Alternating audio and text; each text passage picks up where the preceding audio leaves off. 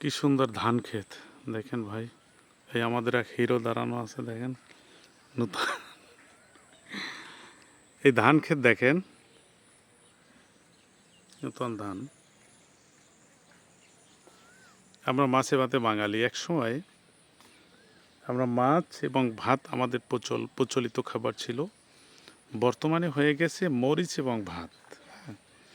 এটা একটা পুষ্টিকর খাবার ছিল আমাদের জন্য। গ্রাম বাংলায় আমরা যারা সাধারণ সহজ সরল মানুষ ছিলাম তাদের জন্য একটা পুষ্টিকর খাবার ছিল। কিন্তু বর্তমান প্রজন্মে সায়েন্স বলে যে আপনার এই চালটা হচ্ছে একটা শরীরের জন্য ক্ষতিকর। সেটা হচ্ছে আপনার এই চালের ভাত খেলে নাকি আপনার হলো মানুষের পেটে চর্বি হয়, আরও বিভিন্ন রোগ হয়। হ্যাঁ, এটা খেতে বলে কিন্তু খুব কম বলে। এটাকে বলা হয় সাদা বিষ। সরাসরি বিষ বলে না, সাদা বিষ বলে। এটা খেলে অসুস্থ হয় মানুষ। কম খেতে বলে। আমরা হলো তৃণভোজী প্রাণী, আমাদের সবুজ শাক পাতা এগুলোকে বেশি বেশি খেতে বলে। মাছ মাংসটা একটু কম খেতে বলে। কিন্তু দেখেন, এটা হলো আল্লাহ প্রদত্ত, এটা হলো আল্লাহর দান। সেই আল্লাহর দান, এটা না খেলে মানুষ অসুস্থ হয়ে যায়। হ্যাঁ, না খেলে মানুষ মারা যায়। কিন্তু মেডিকেল সায়েন্স এখন এটাকে দিয়েছে সাদা বিষ উপহার। সাদা বিষ নামে পরিচিতি দিয়েছে। এটাকে খেতে কম বলে। আসলে এটা কতদূর সত্য কতদূর মিথ্যা আমার জানা নেই। তবে মানুষ বিভিন্ন খাবার খেয়ে থাকে।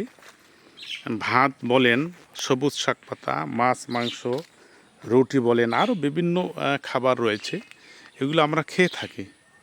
কিন্তু একবেলা যদি ভাত না খেয়ে থাকে মানুষ অসুস্থ হয়ে যায়, খুব ক্লান্ত লাগে।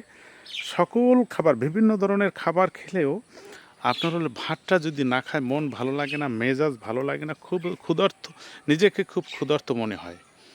কিন্তু বর্তমান মেডিকেল সায়েন্স এটাকে সাদা বিষ উপহার দিয়েছে, তাই মানুষ একটু কম কম খেয়ে থাকে। কিন্তু আল্লাহ প্রদত্ত যেটা, এটাকে মানুষকে বিশ্বাস করে যে এটা আল্লাহ প্রদত্ত, এটা না খেলেই নয়, তারপরও মানুষ এটাকে বেশি বেশি খেয়ে থাকে।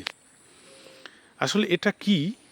এটা বিষ, সাদা বিষ নাকি, এটা আমার আসলে জানা নেই। তবে আমি বিশ্বাসী যে মানুষ ভাত না খেলে অসুস্থ হয়ে পড়ে, ক্লান্ত হয়ে যায়, একবেলা না খেলে ক্ষুধার্ত লাগে। এটার কারণে দেশে দুর্ভিক্ষ দেখা দেয়।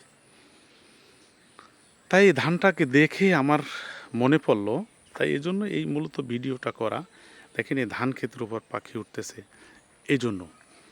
ধন্যবাদ, সবাই ভালো থাকবেন। আর এই সবুজ সমারোহটা কেমন লাগলো, কত সুন্দর লাগলো, এটা একটু জানিয়ে দিবেন। পরবর্তী ভিডিও পাওয়ার অপেক্ষায়। আপনাদের কমেন্টসের মাধ্যমে আরও সুন্দর সুন্দর প্রাকৃতিক দৃশ্য এবং প্রাকৃতিক ভিডিওর যে সুন্দর সমগ্র দেওয়ার আশায় থাকব। ধন্যবাদ, ভালো থাকবেন। আসসালামু আলাইকুম।